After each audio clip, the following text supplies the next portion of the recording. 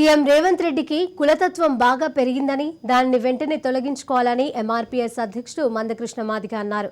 ఇలానే ఉంటే భవిష్యత్తులో కాంగ్రెస్ అడ్రస్ లేకుండా పోతుందని విమర్శించారు. అది పాకాన పడ్డది, దాన్ని వెంటనే తొలగించుకోవాలని కోరుతున్నా. రేవంత్ రెడ్డిలో రెడ్డి కులతత్వ పోకడలు బాగా ముదిరిపోయినాయి, అవి పాకాన పడ్డాయి.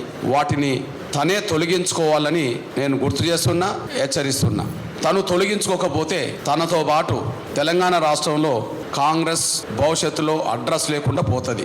దీనికి ప్రధాన కారకుడిగా రేవంత్ రెడ్డి బాధ్యత వహించాల్సి వస్తుంది. ఈ దేశంలో కుల వ్యవస్థ ఉన్నది. కొంత మేరకు కుల వ్యవస్థలో ఎవరికైనా కొంత కులాభిమానం ఉంటుంది, కానీ ఆ కులాభిమానం కులతత్వంగా మారకూడదు. ఆ కుల అభిమానం కులతత్వంగా మారకూడదు. కులతత్వంగా మారితే ఎవరిలో కులతత్వ పోకడలు పెరిగిపోతాయో అవి వారికే కాకుండా సమాజానికి కూడా అది నష్టానికి దారితీస్తుంది. ఈ దేశంలో కుల వ్యవస్థ ఉన్నమాట వాస్తవమే. ఎంతో కొంత ఎవరి కులం పట్ల వాళ్ళకి అభిమానం ఉండడం కూడా కొంత